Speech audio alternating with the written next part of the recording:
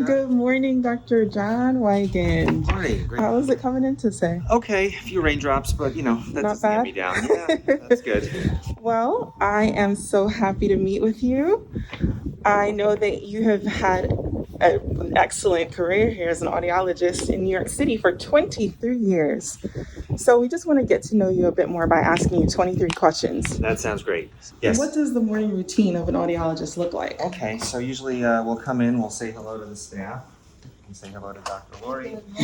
And Hey, it's Dr. Lori. been called my Mr. Rogers moment. So you take off your jacket, and usually you scrounge around for a place to hang it. He wants a sneaker up in the air. The whole Mr. All this And fancy then equipment in Get here. right to it. Yep. Make sure we have our glasses. What did you listen to on the way in? Podcast, radio, book? A little bit of news. I've been listening to this book by Simon Sinek. Nice. Called Leaders Eat Last. Ah. So it's about a book of leadership and teamwork because I heard a quote that I really like. They said that the mark of a true professional and a true champion is looking at what they learn after they know it all. Right. So the Right. learning never stops, right? Huh. Might have to pick that up.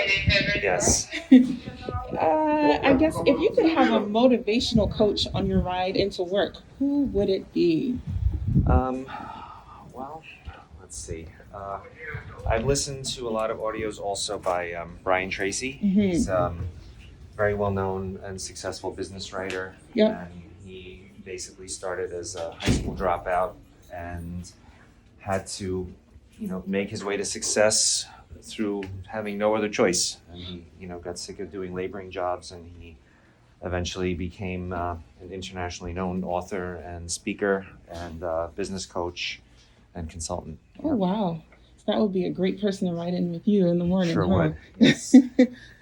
What are you looking forward to most on your agenda for the day? For today, interacting with the team, we have some new marketing that we're working on that I feel excited about. We're reaching out to more physicians and more patient groups as we make our comeback, as we spring back into action. Very cool. And I've been doing a number of presentations, mostly via Zoom, but maybe we'll get back into some in-person activities soon. That's the new thing, huh? Zoom. That's the thing. That's the thing. Well, I've heard that you and your family enjoy travel. What is a place on your family vacation bucket list? My wife has some family in Australia, and she's been, dropping the hints for about the last 15 years that we should go there. Yep. So we just have to commit to taking off probably about minimally 2 weeks. To get out. Yeah. Well, let me know how that goes. I've always wanted to go there. Of course. Do you prefer window or aisle seat? For a flight like that, I would hope for a window and try to minimize the interruptions. Got it. And have you or a family member ever experienced any ear popping from travel, and how'd you manage that? Well, we have a lot of, training. My kids are swimmers, and I've done a lot of swimming. So we learn about equalizing your ears, throughout life when you do things like that. So Okay. it's been okay. And presumably that's something you could teach your patients too, huh? Sure, of course. Since we have not really been traveling much this year, what inspires you to get up and come into work every morning? Well, I feel very fortunate to still have a place to go, to feel relevant. I feel that, my team needs me, and there's a lot of mutual loyalty and respect that goes there. And I really feel that we are making a difference these days for each other and for our patients. So it's very motivating. Very cool. And I know that you're an avid reader. So you mentioned a book already that you were listening to and an author, but what else have you recently read that has had a positive impact on your superb patient care? Because I've heard about you. Thank you. So I've also read recently the 15 Invaluable Laws of Leadership by John Maxwell.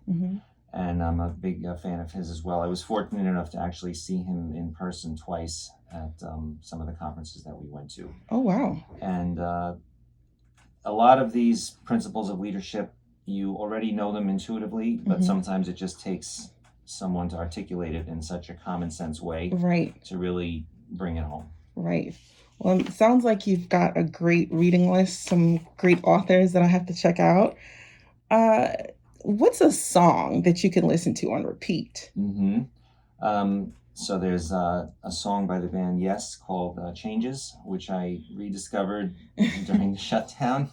Cool, I gotta And check that out. when I'm home alone or just me and the dog, that song has been, the decibel level has been up. I've listened to that song a number of times.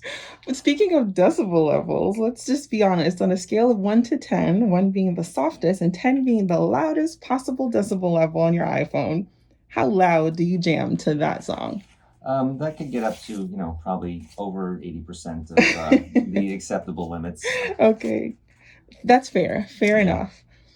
Well, and that's not too bad. Well, jamming to your favorite song must make you smile. For But sure. what was the last experience that really made you laugh?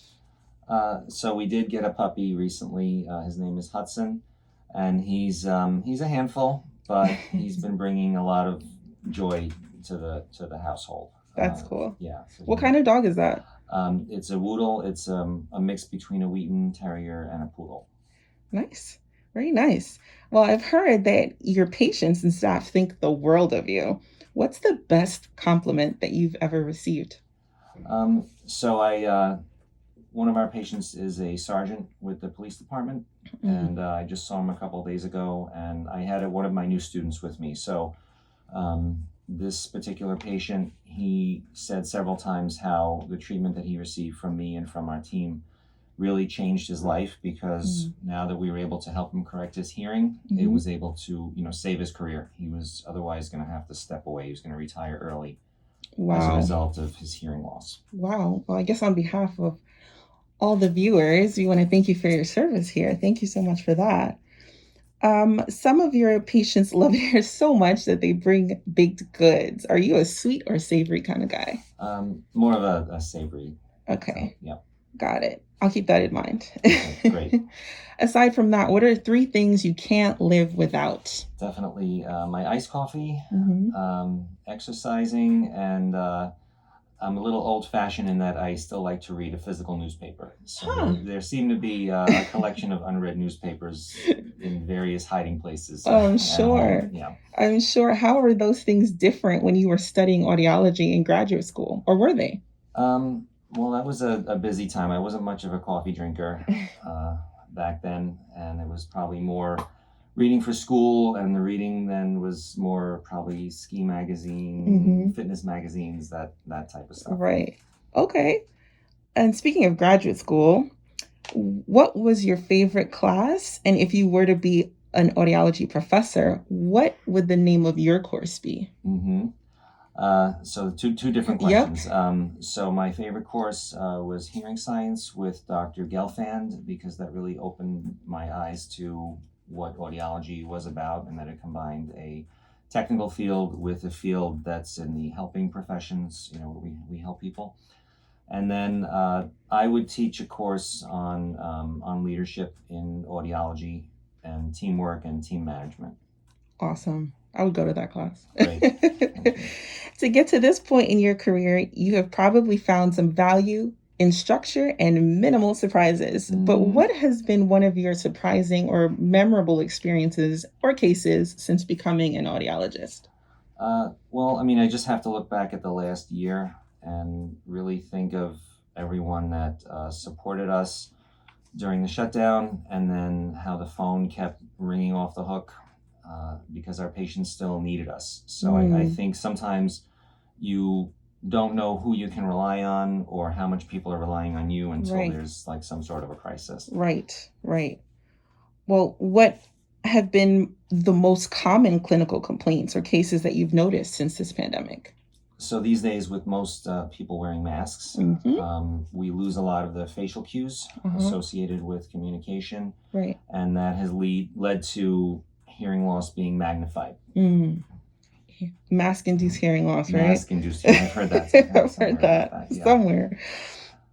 Can you share the audiology question you get most often from patients, and what's the answer you typically provide? So many people, even some medical practitioners, will say, "Oh, isn't hearing normal for their age?" Right? Maybe someone has been collecting Social Security for 10 years, so they're up in that bracket, and they say that, well, my hearing is changing, but that's normal because of my age, right? Right.